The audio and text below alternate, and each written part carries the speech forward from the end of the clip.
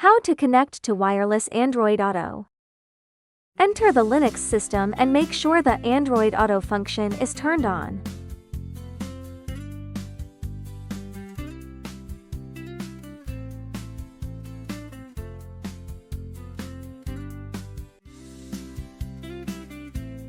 Return to the home page and click the Android Auto icon.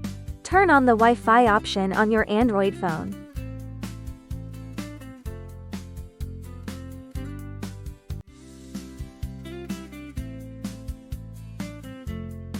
Turn on the Bluetooth option, search and connect the Bluetooth of the new screen. Complete the pairing, and you can enter Android Auto.